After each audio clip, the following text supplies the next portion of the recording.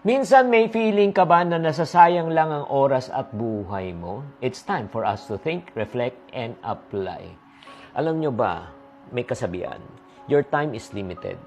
Don't waste living someone else's lives and dream. Oo, importante yan. Be yourself, kapatid. Oo, minsan talaga, di ba, ikli lang ng buhay natin sa mundo. Kung meron kang gusto sa buhay, sana naman, tuparin mo. Gawan mo ng paraan. Pagsikapan mo, pagplanuhan mo. Huwag naman tayo nabubuhay para sa ibang tao. Ang ibig sabihin nabubuhay para sa ibang tao, sa totoo lang, hindi ko makalimutan. Itong storya ng isang bossing na nilapitan ang kanyang pinakamasipag at pinakamagaling na empleyado at sinabi niya, Lika, nakikita mo ba yung sasakyan na yan? Oo. Alam mo ba, nabili ko yung sasakyan yan dahil sa galing mo at sa sipag mo. O, alam mo ba na ako ay magbabakasyon next week? Ako ay magbabakasyon dahil sa kasipagan mo at kagalingan mo. Oo.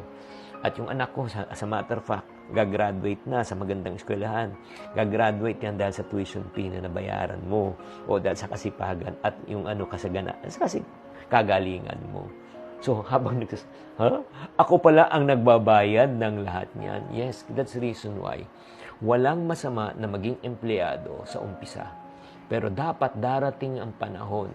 Dapat ang binubuo mong pangarap ay hindi pangarap ng ibang tao. Dapat ang binubuo mong pangarap ay yung pangarap mo. Kaya tanungin nga kita, ano yung pangarap mo na hindi mo pa natutupad, na hindi mo pa nagagawa? I do believe it is time for you to start building your dreams.